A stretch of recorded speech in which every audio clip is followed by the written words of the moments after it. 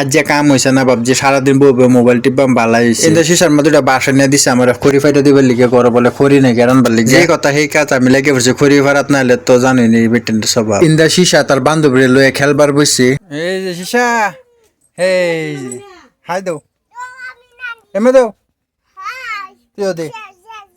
দে তুইও দে দে না হ্যাঁ